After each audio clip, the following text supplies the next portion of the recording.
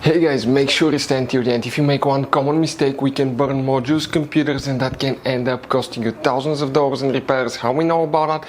It happened to us back in the day. Stay with us, we'll explain what it is.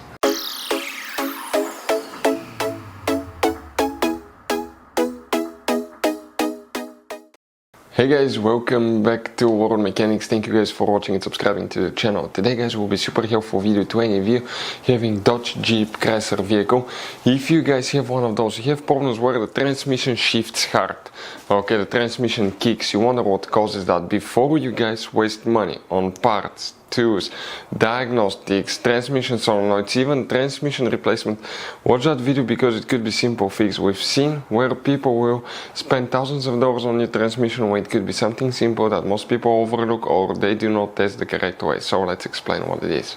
So before we start, let us tell you guys a little bit about us. Every single car we get here at the garage, we try to make at least 200 to 300 free repair videos.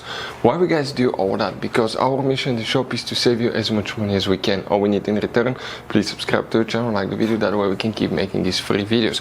We take them completely apart. We fix engines, transmissions, engine codes, fuses, relays. Guys, you can find information about almost anything you can think of.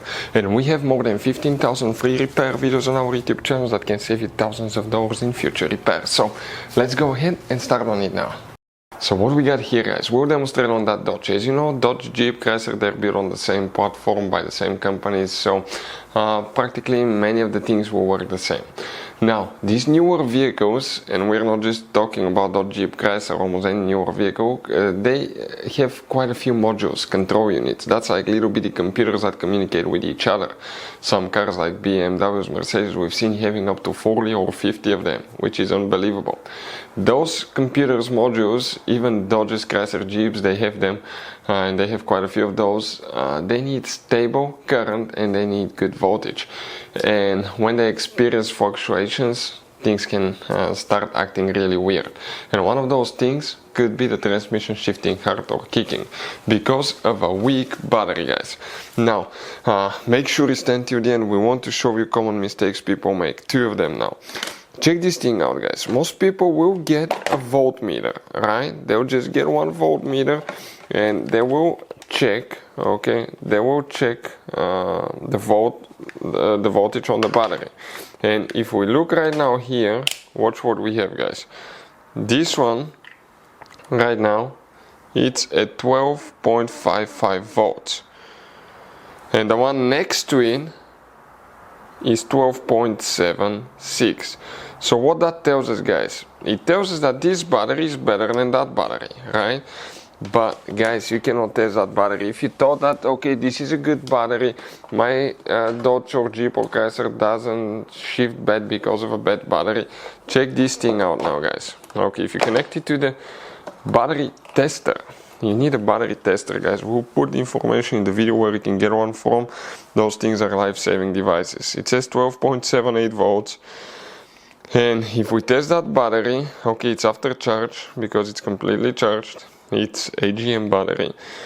And this one is 800 cold cranking amps. So we need to input that for the test. It's testing now. And we want to show you guys, check this battery. Even though it's higher voltage, it has only 160 cold cranking amps out, and it's out of 800, it's at 3% state of health. So this battery is shot, guys. It will start the car, most likely it will start it, but it will not work as it should because all these modules, they require quite a bit of electricity. And here this one is at 12.58, and if we check this one now, guys, this one is even before charge, but I'll put after charge because it's been sitting for a while. It's AGM. This is a little bit bigger. It's a H8 battery, which fits as well in most of those vehicles as well. And if we test, it's rated at 900 cold cranking amps. We have 965 out of 900. That's better than new battery, state of health 100%. So voltage doesn't mean anything, and transmissions are picky nowadays, guys.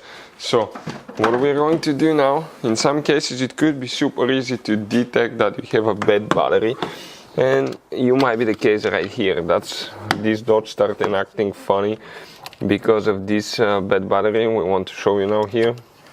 Okay, it's only at 10.5 volts, guys. Okay, I'm trying to show you perfect. And here, if we go, okay, it's after charge. We drove it yesterday about 10 hours, guys, so that's quite a bit.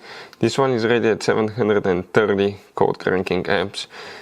And if we check now, okay, see what we got, guys. Okay, it's going now, it's going, and 0, state of health 0, and the car starts. Believe it or not, it still starts. It cranks super slow, and it's been like that for a couple of months, and only one morning when it was cold it didn't want to start, but the transmission started acting up because of the bad battery. So don't waste money on transmission diagnostics until you guys check properly your battery. Now, when you replace car battery, it's very important to know which battery terminal you disconnect and reconnect first. If you do it the wrong way, you can burn modules and computers that can cost you guys a lot of money. Some of those cost thousands of dollars. So we burned back in the day one computer on a Mercedes because we didn't do it the right way. That's why we made a video, and we'll share the link to that video in the description of the video below, which battery terminal to disconnect and which battery terminal to connect first. Guys, check it out. Hopefully the video will be helpful. Thank you for watching. See you next time.